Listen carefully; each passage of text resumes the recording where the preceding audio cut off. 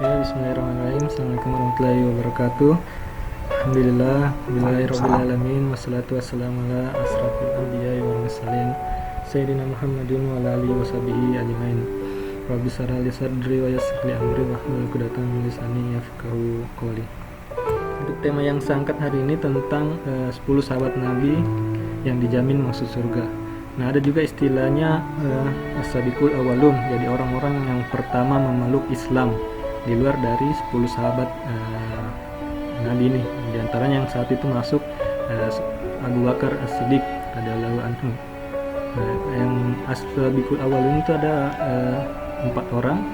Jadi menurut kalangannya, jadi kalangan wanita itu istri Nabi Khadijah yang menerima tanpa keraguan sedikit pun. Kemudian ada Abu Bakar As-Siddiq. Kemudian ada itu dari kalangan orang tua. Jadi Abu Bakar ini umurnya beda 2 tahun dari Rasulullah. Jadi lebih muda 2 tahun dari Rasulullah. Kemudian ada dari kalangan anak-anak, itu Ali bin Abi Thalib. Jadi keponakan sepupunya Nabi. Jadi Ali ada menurut beberapa riwayat yang tentang umur Ali waktu itu. Ada yang mengatakan 20 tahun, ada yang mengatakan 10 tahun. Nah, tapi ini dikategorikan sebagai kalangan anak-anak waktu itu. Kemudian ada dari budak, itu Said bin Haritsah. Jadi Said ini dirawat oleh Nabi itu, kalau orang sebut itu pembantunya Nabi. Jadi dia dari kalangan budak.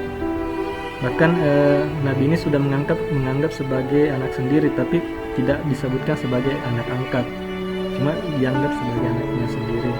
Bahkan ketika disuruh pulang waktu itu, Said lebih memilih untuk tinggal bersama Nabi. Nah, itu istilahnya as-sabiqul awwalun, jadi orang yang pertama memeluk Islam. Lanjut ke dari materi, ada beberapa memang 10 orang yang dijamin masuk surga tanpa hisab. Nah, ini mungkin 10% dari sahabat-sahabat Nabi yang kita ketahui. Ada banyak sahabat-sahabat Nabi. Kenapa ada 10 ini yang diberi gelar radhiyallahu anhu? Karena 10 ini ada hadisnya langsung dari Nabi yang disebutkan satu persatu namanya. Mungkin nanti akan ditampilkan mungkin kalau ada di materi tentang hadisnya. Jadi Nabi menyebut setiap namanya satu persatu. Jadi Abu Bakar di surga, Umar di surga, dan seterusnya sampai nama ke-10. Tapi di antara sahabat-sahabat Nabi ada di luar ini yang jauh lebih banyak juga yang masuk ke dalam surga nantinya. Yang kita ketahui yang mengikuti perang Badar, itu Allah jamin diampuni dosanya sebelum dan akan datang. Jadi setelah perang Badar, kalau dia masih hidup, dia mau berbuat dosa apa setelahnya, itu diampuni Allah. Tapi kadar keimanan yang ikut perang Badar waktu itu tidak ada yang sampai begitu, tidak ada pikirannya nanti saya akan berbuat dosa dari maksiat setelah ini. Nah, karena yang ikut perang Badar itu mentalnya sudah dibangun. Jadi ada beberapa memang sahabat-sahabat Nabi yang mundur waktu itu karena melihat jumlah kekuatan umat muslim waktu itu jauh banyak berkurang. Nah, orang-orang sahabat Nabi yang maju ini itulah yang diberikan hidayah oleh Allah. Insyaallah pahalanya masuk surga nanti. Kemudian ada paman Nabi Hamzah bin Abi Thalib juga yang beri gelar sama Allah. Nah, itu semua di luar dari 10 ini. Artinya banyak di luar sana. Nah, di sini dia tidak disebutkan Bilal bin Rabah yang menurut hadisnya ada Nabi sudah mendengar suara sepatunya di surga ketika dia orangnya masih ada. Oke, kita ke sahabat yang pertama dulu. Yang pertama itu ada Abu Bakar As-Siddiq. Jadi Abu Bakar ini nama aslinya itu Kana'ah, Abdul Kana'ah. Jadi bukan Abu Bakar nama aslinya, ada juga yang menyebutkan Abdul Ka'bah, tapi Nabi tidak suka menyebutkan nama itu. Jadi Nabi biasanya menyebutkan namanya Abdullah. Gelar As-Siddiq ini diberikan setelah proses Isra Mirajnya Nabi. Jadi ketika orang lain termasuk suku Quraisy waktu itu yang mengatakan bahwa Nabi Majnun atau orang gila karena tidak masuk di akal peristiwa Isra Miraj waktu itu. Nah, salah satu sahabat Nabi yang membenarkan tanpa keraguan itu Abu Bakar. Makanya diberikanlah gelar As-Siddiq atau orang yang membenarkan. Setiap apa kata Nabi, dia selalu membenarkan tanpa ada tanya-tanya lagi, tanpa ada keraguan. Makanya digelar Nah, setelah peristiwa Isra Mi'raj itu barulah Nabi memberikan gelar As-Siddiq. Kemudian beliau adalah khalifah pertama. Khalifah itu pemimpin setelah Nabi. Jadi khalifah pertama ini yang disebutkan Abu Bakar. Nah, menurut beberapa riwayat di antara sahabat-sahabat Nabi, Abu Bakar inilah yang paling mendekati karakter atau ciri-ciri Nabi Rasulullah, yang paling mendekati ini Abu Bakar As-Siddiq. Makanya beliau ketika sakit, Rasulullah sakit, yang ditunjuk sebagai imam penggantinya adalah Abu Bakar, bukan Umar, bukan Ali dan seterusnya. Tapi Abu Bakar itu menandakan bahwa Rasulullah membayat beliau sebagai khalifah setelahnya. Untuk ini ada peristiwa penting juga ketika beliau hijrah. Jadi ada di sini tidak disebutkan. Jadi ada kisah waktu itu, mungkin teman-teman juga pernah dengar, ketika jadi yang menemani Rasulullah hijrah itu cuma ini Abu Bakar hijrah ke Madinah waktu itu. Nah, itu yang ada juga peristiwa ketika Ali menggantikan posisi beliau pada saat tidur. Abu Bakar bersama Rasulullah pergi hijrah ke Madinah. Nah, di dalam perjalanan itu sudah ketahuan Abu Jahal bahwa Nabi sudah berangkat hijrah ke Madinah. Akhirnya dikejarlah untuk ditahan supaya tidak keluar ke Madinah untuk menyebarkan agama Islam. Jadi peristiwa di sini bukan diusir, nah mungkin ada teman-teman yang ini, jadi bukan diusir dari kota Makkah, tapi ayatnya turun Allah memerintahkan hijrah untuk hijrah itu pindah ke tempat yang lebih baik. Yang peluang di Madinah itu ternyata jauh lebih besar penyebaran agama Islam di situ. Makanya ada perintah Nabi yang pindah ke sana, bukan diusir. Nah, ketika di gua tempat persembunyian Nabi yang ada, mungkin teman-teman pernah dengar itu ada ya laba-laba yang membuat jaring di pintunya, sehingga mengecoh Abu Jahal dan teman-temannya, mengatakan bahwa ini tidak mungkin ada orang di dalamnya karena ada sarang laba-laba yang utuh di situ, belum ada yang belum rusak sarangnya. Nah, ketika itu beberapa waktu di situ Abu Bakar dan Rasulullah tinggal di situ. Ada peristiwa ketika Rasulullah tidur di pangkuannya Abu Bakar. Nah, ini beliau menutup lubang-lubang menggunakan garobek bajunya dan menutup lubang-lubang di antara gua itu, takutnya karena ada hewan buas yang keluar, mungkin kalajengking atau apa. Nah, ketika habis sudah tambalannya, beliau melihat ada satu lubang, dia tutup pakai tangannya. Nah, itu ketika situ ternyata keluar dari situ kalajengking yang kemudian mematuk tangannya. Nah, tapi beliau tidak berteriak karena takut membangunkan Rasulullah. Nanti ketika air matanya menetes menyentuh pipinya Rasulullah baru telah terbangun. Nah, itu langsung Rasulullah mengobati dengan ludahnya. Nah, itulah bukti salah satu keteguhan sahabat Nabi ini. Jadi Nabi menyebutkan Abu Bakar ini menyerahkan jiwa dan hartanya. Jadi bukan cuma jiwanya, hartanya pun diserahkan untuk Nabi. Nah, Abu Bakar wafat dalam usia 63 tahun 13 Hijriah. Dia dimakamkan di Madinah. Jadi dua orang sahabat Nabi yang diberi posisi penting waktu itu, mendapat keberkahan, bisa dimakamkan di samping makamnya Nabi Rasulullah. Jadi cuma Abu Bakar dan Umar bin Khattab. Dan sahabat yang kedua Umar bin Khattab. Ini salah satu di antara 10 ini idola saya. Jadi saya sudah nonton filmnya hampir 30 part itu. Jadi memang beliau Umar ini salah satu tonggak kekuatan Islam waktu itu ketika pertama-tama hijrah, didesak oleh kaum Quraisy. Ketika hijrahnya Umar bin Khattab Islam itu adalah salah satu tonggak bertambahnya kekuatan umat Islam waktu itu. Ini salah satu idola saya. Kenapa? Karena beliau di antara pemimpin yang menjadi khalifah sahabat Nabi ini yang paling perfect ciri-ciri kepemimpinannya. Dari keadilannya dapat, kemudian dari ketegasannya dapat. Nah, ini beliau yang salah satunya ini. Dia merupakan khalifah kedua setelah Abu Bakar. Jadi Abu Bakar itu memimpin khalifah sekitar 2 tahun. Nanti beliau membayar Umar bin Khattab. Saya bacakan sedikit. Jadi dia termasuk sahabat yang dikasihi oleh Nabi. Sebelum masuk Islam dia dikenal sebagai sosok yang jago gulat, gemar mabukan, dan seluruh penduduk mereka merasa takut kepadanya. Bahkan diriwayatkan itu ketika beliau berhadapan dengan jin atau setannya itu melewati jalan yang lain, menghindari bertemu dengan Umar bin Khattab, saking takutnya dengan beliau. Umar memeluk Islam setelah mendengar surat Toha yang dibacakan waktu itu oleh saudara perempuannya Fatimah bersama suaminya jadi iparnya ketika itu. Jadi 3 hari setelah Rasulullah mengumumkan untuk berdakwah secara terang-terangan, beliau mendapat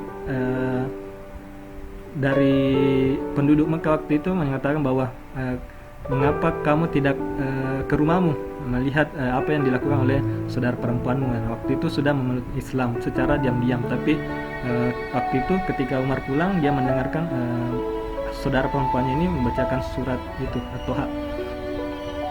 Nah, waktu itu itulah proses pertama hijrahnya Umar bin Khattab ketika mendengar, bukan mendengar salah, dia awalnya mendengar tapi tidak terlalu jelas. Ketika masuk, beliau memukul saudara perempuannya sampai berdarah bibirnya dan menemukan lembaran surat Toha itu. Akhirnya dia membaca sendiri, tapi sebelum membaca dia dilarang oleh saudaranya karena ayat itu suci, tidak boleh dipegang oleh orang kafir waktu itu atau yang belum bersuci.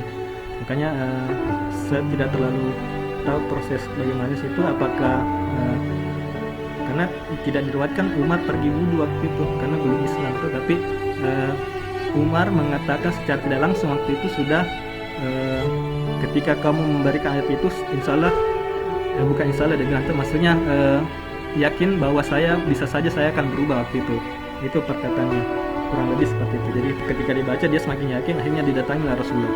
Nah, Rasulullah waktu itu dikelilingi oleh para sahabat terutama pamannya, yang ketika waktu Umar datang langsung memegang pedangnya, takut ada terjadi apa-apa waktu itu. Tapi Umar bin Khattab langsung ingin bertemu dengan Rasulullah, kemudian tanpa basa-basi langsung mengucapkan kalimat syahadat. Nah, Umar bin Khattab diangkat khalifah, daerah kekuasaan bertambah. Nah, menurut riwayat, jadi Umar bin Khattab ini termasuk salah satu sahabat Nabi yang tidak pernah absen dalam peperangan. Jadi di mana-mana, termasuk pada saat perang Badar itu, kemudian Ali bin Abi Thalib, Hamzah, itu ada sosok sahabat Nabi yang memegang peranan penting waktu itu. Nah, proses wafatnya, jadi hampir semua sama khalifah ini proses kematiannya itu dibunuh. Dibunuhnya ini juga prosesnya sama ketika sedang ingin sholat atau sedang sholat. Jadi itu salah satu yang dibaca kelemahannya oleh musuh-musuh sahabat Nabi ini, karena hanya dengan beliau sholat itu peluang dia bisa bunuh besar dibanding dia melakukan pembunuhan secara langsung di depannya, karena dia pasti akan kalah. Beliau sahabat-sahabat Nabi ini sosok-sosok yang kuat dalam berperang, apalagi satu lawan satu. Makanya waktu itu Abu Lulu namanya, dia menyatakan keislaman secara palsu. Jadi kalau orang sebut sekarang KTP palsu. Jadi dia menyatakan keislaman cuma untuk siasatnya, untuk bisa masuk menjadi safnya di belakang Umar bin Khattab. Nah, ketika sedang melaksanakan sholat, langsunglah ditikam yang beracun, jadi pisau yang beracun itu ditikam, tapi tidak sempat mati wafat waktu itu karena langsung diselamatkan oleh sahabat-sahabat Umar waktu itu. Nah, proses kematiannya 3 hari setelah itu karena proses racunnya yang sudah tidak bisa diselamatkan waktu itu. Sudah dimakamkan, itu tadi cuma 2 sahabat Nabi yang dimakamkan di samping makam Rasulullah. Yang ketiga Utsman bin Affan. Jadi ketika Umar wafat langsung membayar Utsman bin Affan. Jadi Utsman bin Affan ini termasuk menantu Nabi. Jadi diberi gelar Sumurain atau orang yang memiliki 2 cahaya karena menikahi 2 putri Rasulullah. Jadi tidak menikahi secara bersamaan. Jadi nanti ketika Ruqayyah meninggal, kemudian beliau menikah lagi dengan Ummu Kalsum. Nah, beliau adalah sosok sahabat Nabi yang paling pemalu.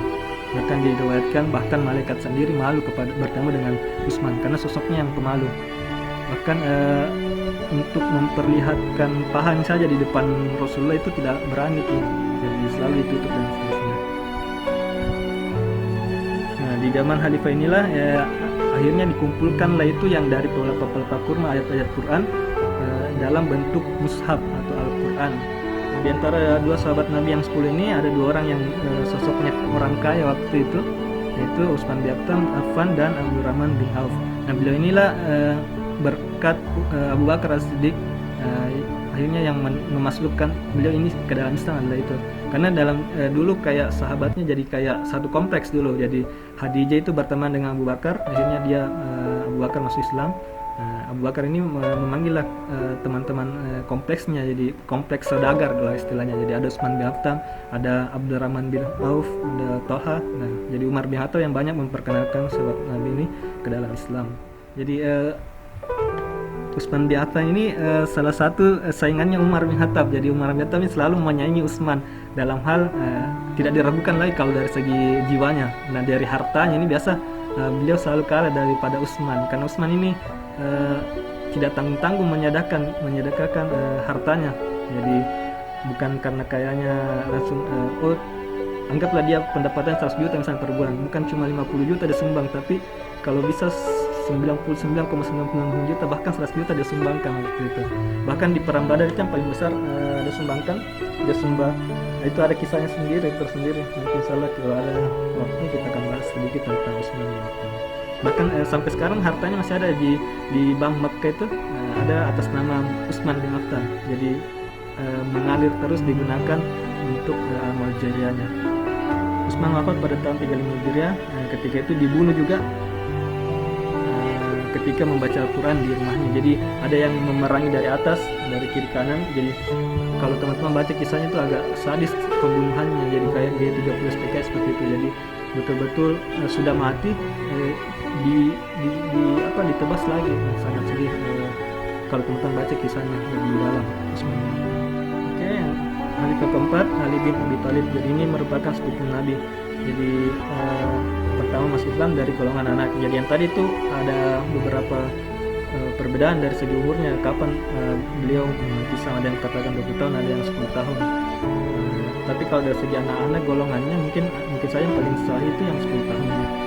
Nah, Ali terkenal dengan sosok yang sangat berani karena beliau dari kecil sudah ikut Rasulullah berperang. Bahkan yang paling terkenal itu pedangnya yang bermata dua, cuma dia yang punya. Ini agak unik juga kisahnya Ali dengan putra Rasulullah. Jadi sekaligus dia sepupu, sekaligus dia menantunya Nabi. Jadi menikah dengan Fatimah. Jadi ada yang kisahnya bahkan ada jadi bukunya itu mencintai dalam diam. Jadi sebenarnya sama-sama memiliki perasaan yang sama, Fatimah juga kepada Ali, cuma tidak berani mengungkapkannya.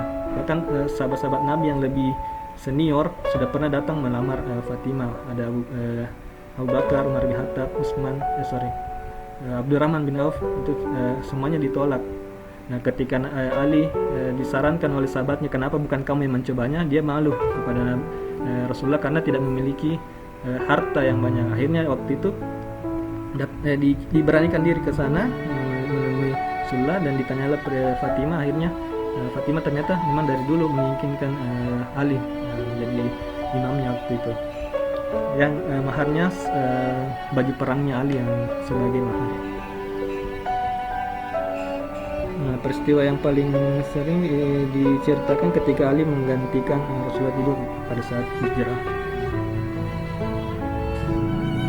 Oke, lanjut Pak.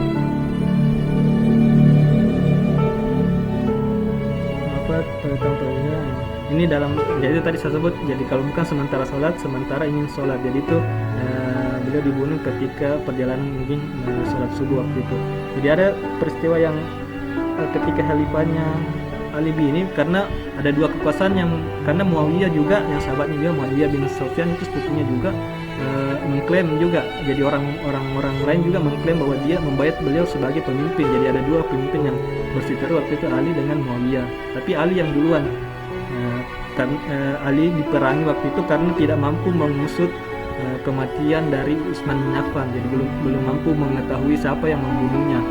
Tapi Ali pendapatnya Ali kenapa belum diusut, karena dia mau bayat dulu, jadi mau jadi pemimpin khalifah dulu, nanti membentuk timnya. Kalau sekarang mungkin tim investigasinya lah. Nah, tapi belum sampai membentuk itu sudah diperangi oleh Muawiyah yang sahabatnya sendiri. Itulah fitnah terjadi situ. Artinya bukan sebenarnya beliau kedua orang ini yang berperang, tapi pendukung-pendukungnya lah. makanya khalifahnya ini tidak terlalu lama. Bahkan juga untuk agama Syiah juga mengklaim Ali ini sebagai nabi terakhir. Jadi, makanya kalau ada yang agama Syiah, itu jangan diikuti. Bahkan lafaz azan itu mereka ganti, bukan lagi asyhadu anna Muhammadar Rasulullah, tapi diganti dengan nama Ali di situ. Mungkin yang ke bawah-bawah ini agak percepat saya jelaskan, karena yang paling sering kita kenal itu hanya 4 khalifah yang di atas tadi. Jadi yang ke bawah ini tidak mengisi posisi khalifah. Jadi cuma mungkin ada yang jadi gubernur, panglima perang, dan seterusnya. Nah, Thalha bin Abdullah dikenal sebagai salah satu konsultan Rasulullah karena berasal dari suku Quraisy waktu itu. Nah, termasuk dari as-sabiqul awalun, dari beberapa orang yang pertama kali memeluk Islam. Nah, saat perang Uhud waktu itu, Thalha ikut serta disuruh menjadi kepala. Nah, ada peristiwa waktu itu yang perang Uhud itu ketika Thalha menghalangi anak panah. Jadi anak panah itu mengarah ke Rasulullah. Thalha ini yang menahannya. Akhirnya tangannya putus waktu itu. Tapi alhamdulillah masih bisa hidup waktu itu. Jadi belum wafat, belum syahid. Dan peristiwa yang paling saya ingat, peristiwa Thalha itu ketika itu beliau menyelamatkan Rasulullah dari anak panah. Yang keenam Zubair bin Awan, termasuk golongan pertama juga Sabiqul Awwalun. Usianya juga dari golongan anak-anak berumur 15 tahun. Nah, pembelajaran terhadap Islam ini tidak diragukan lagi, sama dengan tadi Thalha. Jadi selalu jarang tidak ikut dalam peperangan. Dibaca saja teman-teman. Kemudian ada Sa'ad bin Abi Waqqas, memeluk Islam pada usia 17 tahun. Beliau ini yang sering dijadikan Rasulullah sebagai pemimpin bagian panah, karena ada kemampuannya beliau dalam hal memanah musuh dalam peperangan. Jadi beberapa peperangan itu beliau ditunjuk oleh Rasulullah untuk memimpin di barisan pemanah. Jadi ada barisan tombak, ada barisan pemanah. Beliau yang jadi pemimpinnya. Jadi ada juga golongan yang berkuda, itu Khalid bin Walid. Tapi tidak disebutkan di 10 sahabat ini, karena Khalid itu orang yang memerangi Rasulullah malah di perang Badar. Nah, nanti di perang Uhud, di perang Uhud itu puncak-puncaknya bersama dengan Abu Sufyan memerangi Rasulullah. Nanti di peperangan sebelumnya beliau mengaku Islam bersama istrinya Hindu. Dan Said bin Said, sahabat Nabi yang termasuk salah satu yang beruntung, termasuk juga Sabiqul Awwalun. Dia memeluk Islam bersama istrinya Fatimah. Jadi inilah yang menghijrahkan proses pertama hijrah Umar bin Khattab. Jadi adik perempuannya Umar bin Khattab namanya Fatimah. Ini suaminya Said bin Said. Jadi sama-sama waktu itu membaca Quran surat Thaha. Nah, ini orangnya. Kemudian Abdurrahman bin Auf, beliau ini sempat ingin digadang-gadang menjadi khalifah waktu itu salah satunya, tapi Abdurrahman menolak karena beliau menganggap waktu itu zaman Khalifah Utsman dan Umar bin Khattab waktu itu, dua khalifah ini yang di zaman itu membayarnya masuk nama Abdurrahman bin Auf sebagai calonnya juga, tapi Abdurrahman bin Auf selalu menolaknya. Nah, Abdurrahman bin Auf ini termasuk satu kompleks dengan tadi Utsman, Khadijah, Umar bin Khattab, yang diberi Allah rezeki yang lebih daripada sahabat lain. Tapi dengan hartanya itu dia tidak sombong, jadi sama kayak Utsman, menyerahkan jiwa dan hartanya kepada Rasulullah. Lanjut ke Sa'ad bin Abi Waqqas, sama juga golongan anak muda, lahir dalam menunggang kuda dengan mana. Ini sudah kayak yang tadi Pak. Ya.